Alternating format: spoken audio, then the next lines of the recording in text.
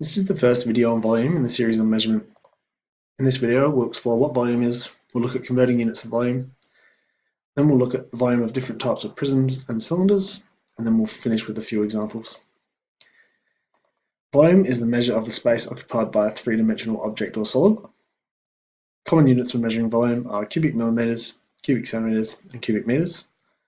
To find the volume of these solids, we can count the number of cubic units contained within them. This has obviously become more difficult as the solids become larger. Therefore, we multiply the length of the sides together to find their volume. In the first example, it might seem obvious that the volume of it is 1 meter by 1 meter by 1 meter, and therefore 1 meter cubed. In the second example, we can see that the area of the base, 3 by 6, 18 meters squared, also gives the volume of the base times 1 meter high. Therefore, the volume is 18 meters cubed. The number of layers equals the height, hence multiplying the area of the base by the height will give the volume. The area of the base of the third solid here, 2 by 8, 16 meters squared, doesn't give the volume. This needs to be multiplied by the height, or 3, to give the volume. And we get the volume is 2 times 8 times 3 is 48 meters cubed. This idea can be applied to prisms and cylinders provided a uniform cross-section can be identified.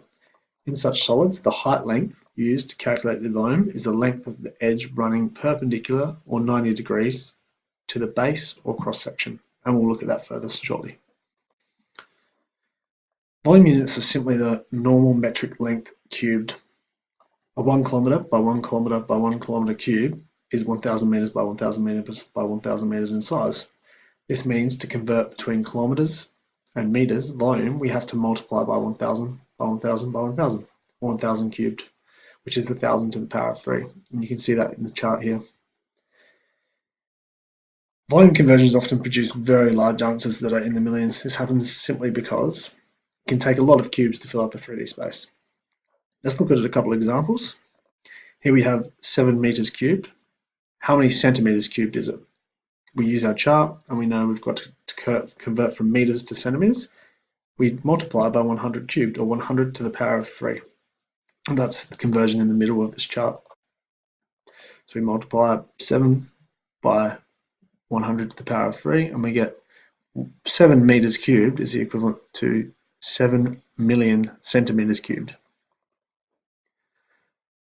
And we can convert from 150 centimeters cubed to meters cubed, and we just simply use the chart and we go back the other way. So we divide by 100 to the power of 3. So 150 divided by 100 to the power of 3, or 1 million, is 0.00015 meters cubed. And you can use the chart to do any number of conversions. A prism is a polyhedron with a uniform cross-section that is parallel to its two congruent ends. I've got two prisms there, and you can see the uniform cross-section identified in green. For the first one is a triangle, and the second one is a pentagon. Prisms are named by the shape of their cross-section. So we have a right triangular prism with a triangular cross-section, and an oblique pentagonal prism with a pentagon cross-section. Cylinders are geometric solids with a straight parallel sides and a circular cross-section. Cross-section again is highlighted in green here.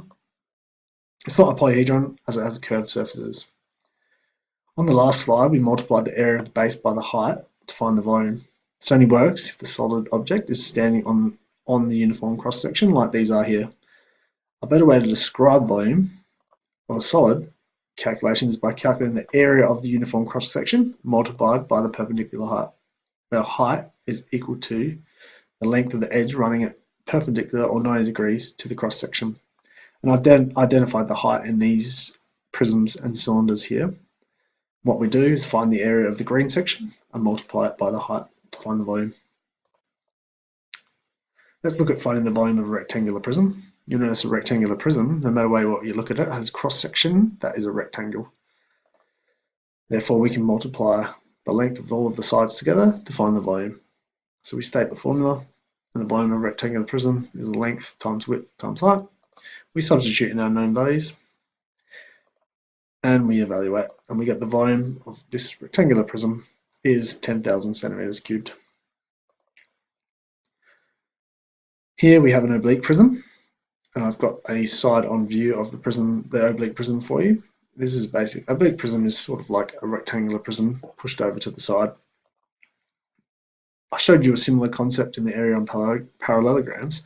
If we cut that oblique prism down that red line and we moved it back over to the left, you would get just a regular prism or a regular rectangular prism.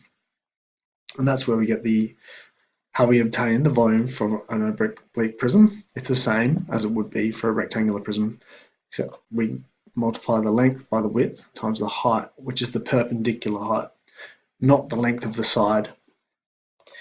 Let's look at an example. Here we have an oblique prism with a base 10 by 20 centimeters and a perpendicular height of 50 centimeters. You'll notice that I'm not taking the length of the side, I'm taking the perpendicular height, which is the distance between the base and the top. And we substitute in our known values and we evaluate, and we get the volume for this is 10,000 centimeters cubed. Let's look at the volume of a triangular prism. Here the cross section highlighted in green is a triangle, so we have to calculate the area of the triangle and multiply it by the height. Or in this case, I'm referring to it as the length because this triangular prism isn't standing on its uniform cross section, which is the triangle. It's laying down on its side. Where we've got the base, B is the base of the triangle, H is the perpendicular height of the triangle, and L is the length of the prism in this case because it's on its side. You could also refer to length, could also be seen as depth in this example. So we're going to find the area of the triangle, which is highlighted in green, and we've put our known values into our formula, and we evaluate, and we get the volume of this triangular prism is 175 centimeters cubed. So here we have a prism which has what looks like a trapezium as its cross section.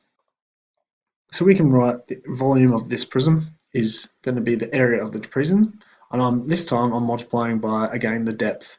So this prism looks like it has depth and the cross section is the front. So where A and B are the lengths of the parallel sides, so that would be the top and bottom on the cross section, and H is the perpendicular height. D in this case, like I said, is the depth because this prism is laid on its side.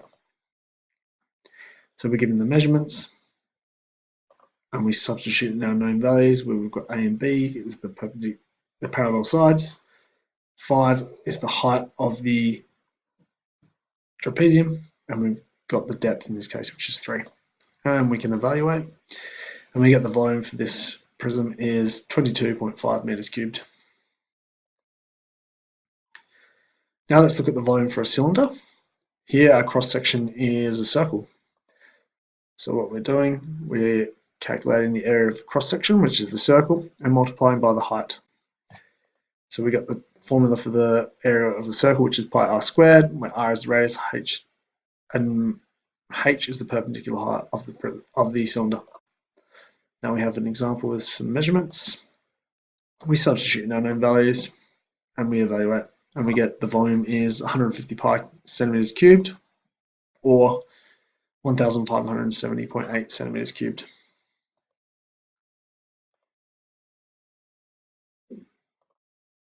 Let's look at the volume of an oblique cylinder. In an oblique cylinder, the base ends remain parallel to each other, but the sides lean over an angle that is not 90 degrees.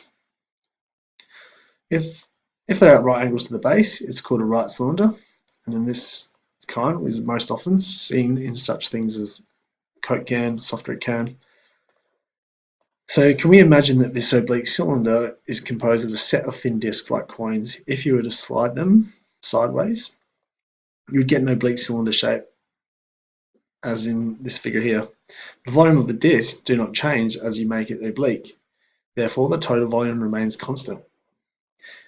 Therefore, we use the same formula that we used for a normal cylinder. So the volume is going to be pi r squared times height.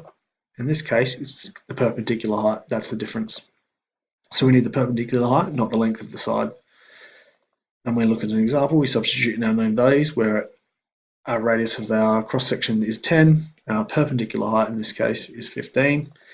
and we substitute them into our formula, and we evaluate, and we get 150 pi centimeters cubed, or 1570.8 centimeters cubed.